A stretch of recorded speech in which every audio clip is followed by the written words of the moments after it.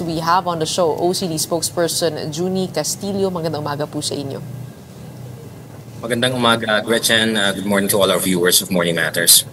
Okay, Junie, can you give us the latest update on the current situation in eastern Samar following Typhoon Opong's landfall? As we speak, Gretchen, it's ongoing. Our monitoring and our coordination with our OCD regional offices from Eastern Samar, as well as the Bicol region, especially in the province of Masbate, they mentioned to us, that this typhoon is really that strong, I mean, for all the other areas that will be traversed by this typhoon, pinaghahanda po talaga natin ang ating mga kababayan kasi ayon po doon sa mga nakausap natin, malakas po ang hangin na nararamdaman. Ganun din yung dulot na pag-ulan po nitong bagyong Opong. Okay. But meron na po ba kayong preemptive evacuations na pinagawa dito po sa mga areas? That's right. No, as early as 3 days ago, we've been conducting the preemptive evacuation through the Department of Interior and Local Government. Sa datos natin ng mga kababayan natin, we have meron pong 16,000 families from the ILG at saka umaabot na po ito ng almost more than 20,000 na mga kababayan natin who have done a preemptive evacuation. Sa inyong pagtala po, kailan po kaya yung pinakamalakas na pagdating nitong bagyo? Is it going to be today until tomorrow? Well, it has traversed Eastern Visayas already, and then the Bicol region. So we expect that today and then until tomorrow, that our weather will really be bad, including here in Metro Manila.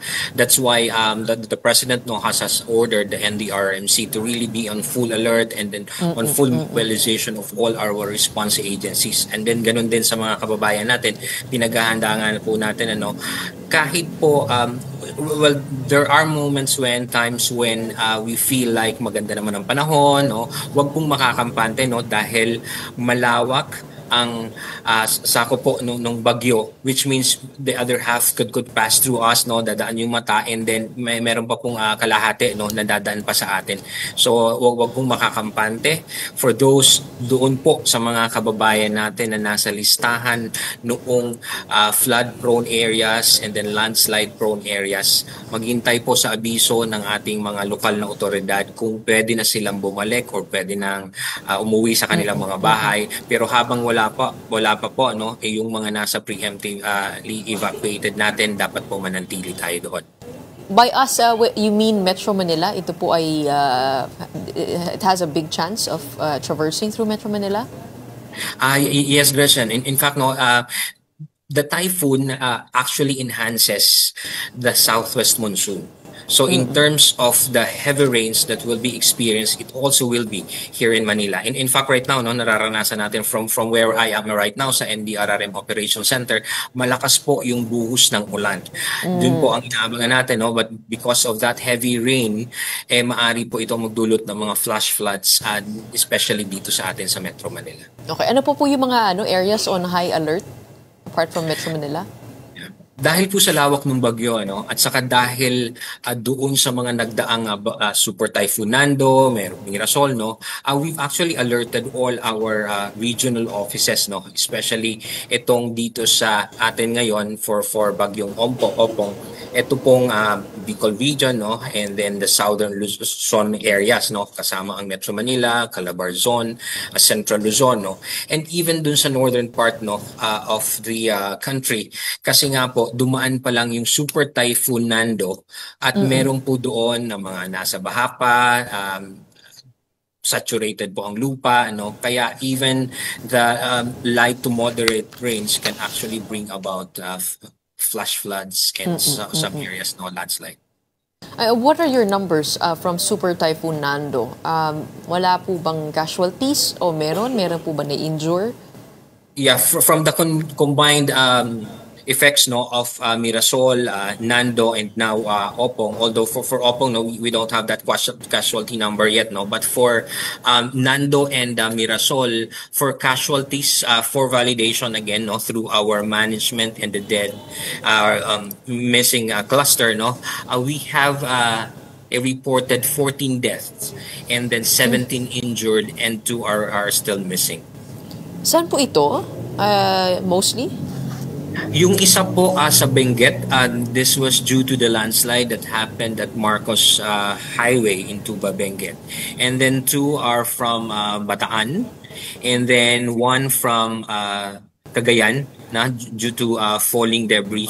And then some are from also in Santa Ana, Cagayan, no, 7 from Santa Ana, Cagayan, due to the a boat that capsized, no. So these are the numbers that we're looking at, and for validation, as I Medyo mentioned. madami-dami po yun. Ano?